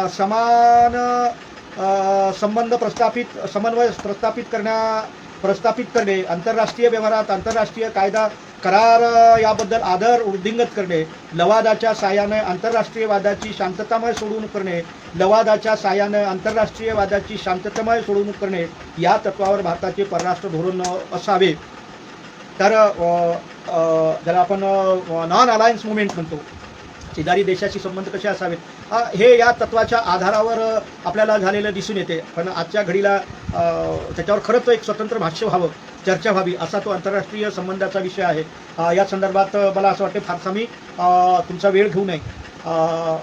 मार्गदर्शक तत्वाचे अधिष्ठान. आता पुन्हा एक समस्या आपल्या समोर उभी राहते की मार्गदर्शक तत्व दिले काय. आमच्या इकडे एक म्हण होती की खाया पियाचा लाड, भाकर मागली रपका, लेकरू जीवाच्या आत. अशी परिस्थिती. अरे सगळे अधिकार, सगळ्या संधी दिलेल्या आहेत, पण त्याने न्यायालयामध्ये दाद मागता येत नाही. ते जर कंपल्शन नसेल तर बुडीत बँकेचा पुढील तारखेचा हा चेक देण्याचं काय काही याची टीका होते याच्यावर. परंतु खऱ्या अर्थानं या गोष्टीमध्ये तितकंसं तथ्य नाही. हे बाब आहे की कायदेशीर त्यावर कायदेशीर हे केलंच पाहिजे असं बंधन नाही, किंवा मार्गदर्शक तत्वाचं व्हायलेशन झालं तर तुम्हाला न्यायालयात दाद मागता येत नाही, हे जरी खरं असलं तरी मार्गदर्शक तत्वाच्या अंमलबजावणीसाठी अगदी संविधानाचं पहिलं विशोधन झालेलं आहे, आरक्षणाच्या संदर्भात झालेले आहेत. तात्पर्य सांगायचं या दृष्टीनं हे महत्त्वाचं आहे की न्यायिक संरक्षण नसलं तरी ते राज्याचं कर्तव्य आहे. त्याचा शासनाचं धोरण बनवत असताना त्याची अंमलबजावणी व्हावी, ते त्या अनुषंगानं बनवल्या जावं. आपण हेही पाहतो की या संदर्भामध्ये जर ते करून घ्यायचं असेल तर ते पब्लिक लिटिगेशन ज्याला म्हणतो आपण, ज्याला आपण साध्या सुध्या मराठीच्या भाषेमध्ये पब्लिक लिटिगेशनमध्ये लोक मागणी न्यायालयात केल्या जाते. ते असं होऊ शकते. म्हणजे एक चांदूर बाजारची गोष्ट मला आठवते की एका पोराच्या कानामध्ये पू आल्यानंतर वास येत होता. ती बाई अतिशय म्हातारी खंगली होती. तिनं कोर्टाला परवानगी मागितली की माझ्या पोराला मरायचं परवानगी द्या. अरे यार, झाडलं कोर्टानं, त्याला अगदी त्याची दवाखान्यामध्ये रवानगी केली, त्याचं सगळं पाया लावलं. ही बाब ती महत्त्वाची आहे, कारण जगण्याचा अधिकार आहे आणि ती वैद्यकीय सेवा त्याला ती पुरवल्या गेली पाहिजेत. परंतु त्याच्यासाठी तुम्ही जागरूक असायला पाहिजे. हे जागरूक असणं म्हणजे लोकमताचा प्रभाव, लोकमताचा दबाव. लोकमत म्हणजे बहुमत नव्हे, तर समाजातील जो प्रबुद्ध वर्ग आहे, वकील, बॅरिस्टर किंवा शिक्षक, हा जो वर्ग आहे, वृत्तपत्र आहेत, प्रसार माध्यम आहेत, या माध्यमातून शासनाच्या चुकीच्या धोरणावर, म्हणजे बेशरम सरकार कितीही जरी असलं तर त्याची दखल त्याला घ्यावी लागते. किंबहुना त्या दृष्टीनं लोकमत जागृत होते आणि मग पुढच्या निवडणुकीमध्ये किंवा त्याच्या पुढं लोक प्रश्न विचारतात आणि नाईलाजानं, लाजकाजनं या बाबीकडे त्याला लक्ष पुरवावं लागते. किंवा ज्याला आपण इनकम्बन्सी म्हणतो, ती निर्माण होते आणि पुढच्या वेळी ते सरकार कोसळतात. पुढच्या वेळी त्या पक्षाचं सरकार येत नाही. तर सार्वत्रिक निवडणुकांमध्ये मार्गदर्शक तत्वाच्या, लोकांच्या समाजवादी जीवन पद्धतीच्या कायदे बनविण्याच्या, त्याची अंमलबजावणी करण्याच्या अनुषंगानं ज्याला आपण अन्न, वस्त्र, निवारा, शिक्षण आणि आरोग्य या संदर्भामध्ये जनतेने प्रश्न विचारले पाहिजे, त्याच्यावर दबाव टाकला पाहिजे. इतकंच नाही तर मी असं म्हणतो की विधिमंडळाचं कामकाज हे 8 आणि 4 दिवस चालू नाही. अरे तुम्ही फुल टाइम पगार घेता, फुल टाइम पेन्शन घेता, तर का नाही 12ही महिने संसदेचं कामकाज का चालू नाही ठेवत? काय त्याच्यावर विस्तृत चर्चा होत नाही? 8 आणि 15 दिवस गेल्या पक्षाच्या बहुमताच्या भल्यानं ते उचलून घेतलं. म्हणजे तात्पर्य मला असं म्हणायचं आहे की तुम्ही लोकसेवक आहात, लोकप्रतिनिधी आहात, तर लोकप्रतिनिधींच्या जबाबदाऱ्या तुम्ही पूर्ण अंशानं पाळल्या पाहिजेत. आपण कधी प्रश्न उभा केला का? आता हे आरक्षणाच्या संदर्भात प्रश्न निर्माण झालेत. अरे यार, 130 खासदार आहेत ना संसदेमध्ये, आणि ते तुमच्या मागासवर्गीयाचे आहेत.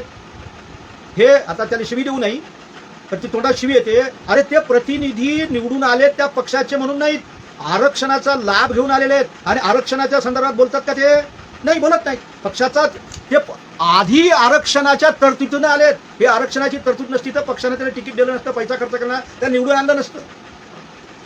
पण हे तुम्ही आम्ही विचारतो का की या आरक्षणाच्या संदर्भात, या मार्गदर्शक तत्वाच्या संदर्भात तू काय केलं? आम्ही कधीतरी त्याच्या दारात जाऊन प्रश्न विचारला का? पोराच्या बदलीचा आणि भ्रष्टाचाराच्या असे आम्ही मुद्दे त्याच्याकडे घेऊन जाणार. हे जर तुम्हाला अवलंबात आणायचं असेल तर लोकमत जागृत पाहिजेत. हा त्याच्या संदर्भातला बाब झाली तर आम्ही त्याला कधी विचारलं नाही. आम्ही का नाही बहिष्कार करत त्याच्यावर? मुद्दा असा आहे आपला की लोकमत, लोकशिक्षण, लोकजागृती असल्याशिवाय हे तत्व अवलंबिला जाणार नाही. त्याला डेड आर्टिकल म्हणून चालणार नाही. बाबासाहेबांनी लोकशिक्षण, लोकप्रबोधन, लोकजागृती लोकांमधून यावं तरच त्या लोकशाहीचं भवितव्य जिवंत असेल, उज्ज्वल असेल. आणि त्या दृष्टीनं आमच्या भूमिका काय? म्हणजे असा एक थोडासा आंबेडकरी समाज जर बाजूला ठेवला तर रस्त्यावर उतरणारा समाजच दिसत नाही. अर्थात आंबेडकरी म्हणजे पूर्वाश्रमीचा जो कोणी असेल तो असं नाहीये की जो आंबेडकरी तत्वज्ञान स्वीकारतो, अगदी जय भीम पिक्चर सारखा. हे असे जय भीम विचाराशी जुळलेले जे लोक आहेत हेच लोक रस्त्यावर उतरतात, काही करतात. बाकीचे तर बस असो सरंजाम आहेत, घराणेशाही आहेत आणि त्यातूनच ते उभे करतात, हजारो रुपये वाटतात. काय अरे यार, इतकी लोकशाहीची दुर्दशा चालली तर मार्गदर्शक तत्वाची होणार नाही का? म्हणून आम्ही आमच्या ह्या गट इकडं, तो गट तिकडं, असो राजकीय मुद्दा आपला हे नाहीये. तर सांगायचं मुद्दा असा आहे की या मार्गदर्शक तत्वाचं अधिष्ठान काय? ते डेड आर्टिकल बनवूचे नाहीयेत, पण ते डेड आर्टिकल होऊ नये म्हणून समाजाची आमची काही जबाबदारी आहे, ही आम्ही कशी पार पाडतो. प्रसार माध्यम, प्रसार माध्यमाच्या संदर्भामध्ये टीव्ही चॅनल्स वगैरे आहेत ते आता भांडवलदार झाले, पण सोशल मीडिया किती सुंदर झालेला आहे. या सोशल मीडियामधून अतिशय जागरूकपणे आम्ही प्रसार करू शकतो. पण आम्ही आमचे चेहरे दाखवतो, फोटो काढतो, रंगला रंग रंगोटी चिंगोटी आणि प्रसिद्धी मेलारेन जगलारेन लाईक. अरे काय चाललंय अरे. मार्गदर्शक तत्वाच्या अनुषंगानं कलम 19व्या मूलभूत तत्वाच्या अधिकाराच्या अनुषंगानं तुम्हाला जो स्वातंत्र्याचा अधिकार दिलेला आहे हे हे हे या मार्गदर्शक तत्वाचं अधिष्ठान आहे. न्यायालयाने द्यावा ना आम्हाला मांगा, अरे ऐसा नहीं है. भीक मांगने से अधिकार नहीं मिलते. मुद्दा असा आहे की यासाठी जागरूक लोकमत असावं. प्रसार माध्यम जर हे नसतील तर सोशल मीडियाचा अतिशय चांगला वापर केला जावा. मार्गदर्शक तत्वाच्या अनुषंगानं भारतामध्ये पंचवार्षिक योजना राबवल्या गेल्यात, नियोजनबद्ध विकास केला गेला, हे नाकारता येत नाही. याच मार्गदर्शक तत्वाचं फलित आहे की इथं बँकांचं राष्ट्रीयकरण झालं, इथं सिलिंगचे कायदे आलेत, किमान जमीन धारण मर्यादाचे कायदे इथं बनवल्या गेलेत, विम्याचं राष्ट्रीयकरण केलं गेलं, या गड्यानं त्याचं खाजगीकरण लावलं. हे भाग सोडा की इथला रेल्वे आहे, विद्युत आहे किंवा एसटी महामंडळ आहेत, असे सार्वजनिक उद्योग निर्माण केले गेलेत. आणि अगदी अरे भेल सारखे म्हणजे काय यार, हा तो मुद्दा नाहीये, परंतु हे सार्वजनिक उद्योग अतिशय नफ्यात होते आहेत, चालू शकतात, परंतु त्या तुमच्या निष्ठा असायला पाहिजेत. नेत्याच्या निष्ठा जाऊ द्या एका बाजूला, पण या संदर्भात चाललेला आहे. तुम्ही काय करता. आता तो रायनं कॅगचा रिपोर्ट दिला होता का तुझी घोटाळा जो झालाच नाही आणि त्याच्या संदर्भात उभं राहिलं आणि आम्ही मेळासारखे ते करून राहिलो. कधीतरी आपल्यातल्या बुद्धिजीवी वर्गानं त्याचं विश्लेषण केलं का. न्यायालयात त्यानं पुरावा मागले, तो सिद्धच करू शकला, तेव्हा कुठे ते लक्षात आलं. तात्पर्य असं की आमच्यातील जो बुद्धिजीवी वर्ग आहे, जो तंत्रज्ञ विज्ञान जाणतो, त्याचं काम होतं ते शोधायचं, त्याचं काम होतं पत्रकारांचं शोधायचं. पण आमची इथली मीडिया पत्रकारिता किंवा सर्वसामान्य माणसाच्या जबाबदाऱ्या, म्हणूनच लोकशाहीचं भवितव्य धोक्यात काय आहे. लोकशाही हा तुमच्या जाणीवेचा, जागरूकतेचा, सहभागाचा तो प्रकार आहे. तुमच्यावर हुकुमशाही लादल्या जाते का तुम्ही चुप राहता. जुल्म सहना असो राजकीय भाष्य करण्यात काही हे नाहीये. तर अनुसूचित जाती जमातीच्या संरक्षण आहेत, ओबीसीच्या संरक्षणाचे जे कायदे आहेत, हे मार्गदर्शक तत्व आणि मूलभूत अधिकार अगदी कलम 16, 15 आहे, त्याच्यानंतर 17 कलम आहेत किंवा 46वा कलम आहे किंवा हे जे सगळे 340 हे जे कलम आहेत हे संविधानिकच आहे. तुम्ही जागरूक आहात म्हणून त्याचं कुठंतरी काहीतरी येते. इतर संदर्भामध्ये या संदर्भामध्ये हे मार्गदर्शक तत्व आहेत, हे त्याचं फलित आहे. हे डेड आर्टिकल नाहीये, बाबासाहेब नव्हते, सॉरी माफ करा. त्याचं खऱ्या अर्थानं विश्लेषण, त्याचं इम्प्लिमेंटेशन, त्याचं विश्लेषण करून त्या दृष्टीनं आम्ही कधी त्याची जागृती केली नाही. आम्ही हा गट, राजकीय पक्षाचा हा गट, रिपब्लिकनचे जे गट, याच्या संदर्भात बांधतो. पण या राजकीय पक्षांनी संविधानिक जाणीवेची जागृती, त्याच्या हक्काची जागृती, त्याच्या मागण्या, त्याचे दबाव गट निर्माण करून ते पुढं रेटण्याचं काम केलंच नाही. राजकीय पक्ष आपल्याला केवळ सत्ता लांगूचलन पद्धतीनं कशी मिळेल एवढाच विचार केला. खरं म्हणजे आंबेडकरांचा राजकीय सिद्धांत हा सत्ता संघर्षाचा नाहीये, तो शक्ती संघर्षाचा आहे. असो तो मुद्दा आपला नाहीये. तर ही शक्ती संघटित करणे, कुठल्याही सत्तेशिवाय, अथॉरिटीशिवाय इतरांच्या वर्तनामध्ये शांततामय मार्गाने बदल घडवून आणणे, तो शक्ती संघर्ष. आणि हे निर्वादपणे आम्ही केलेले. काल सुतळीच्या सड्यावर, अंगणातल्या सड्यावर जिथे उभं राहता येत नव्हतं, पायातली चप्पल घालून डोक्यावर घेऊन चालावं लागत होतं, आज ते सलाम करतात. कारण तो शक्ती संघर्ष आहे. सत्तेनं नाही आलेला आहे, असो मुद्दा आपला तो नाही. तर हा शक्ती संघर्षाची जी भूमिका आहे, हे जे अधिष्ठान आहे, हे मार्गदर्शक तत्व आहेत, हे मूलभूत अधिकार आहेत. चला असो, फार काही. तर प्रशासनातील याच्या आधी जे न्यायालयिक अधिकार होते ते आताच्या काळामध्ये न्यायालयाकडे अधिकाधिक म्हणजे सत्तेचं केंद्रीकरण, न्यायमंडळ, न्यायालयीन अधिकार आणि प्रशासकीय अधिकार अधिकाधिक विकेंद्रित करण्याचं जे धोरण आहे, जे पुढे राबवलं गेलं किंवा अजून राबवलं जातं, हे मार्गदर्शक तत्वाचंच फलित आहे. ऐतिहासिक वस्तूचं जतन करणे, त्या दृष्टीने केलेले कायदे किंवा जंगल संरक्षण, हिंस्र पशु, जंगली स्वागताचं संरक्षण, जिल्हा परिषद, नगरपालिका त्यांच्या संदर्भामध्ये महिलांना विशिष्ट स्वरूपामध्ये प्रतिनिधित्व देणं, हे तर 50% असायला पाहिजे. 30-35 म्हणजे हे काहीच नाही. लोकसभेमध्ये का नाही, विधानसभेत काही नाही. ह्या मागण्या का नाही पुढे.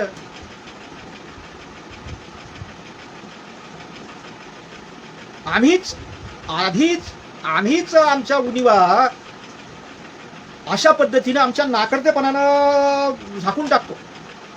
अगदी अपंगाच्या आरक्षणाच्या आणि संरक्षणासंदर्भात काही कायदे झालेत, ते अतिशय प्रभावीपणे राबवले जात नसतील, भ्रष्टाचार होत असेल, पण ते झालेत आणि ते फलित आहे मार्गदर्शक तत्वाचं.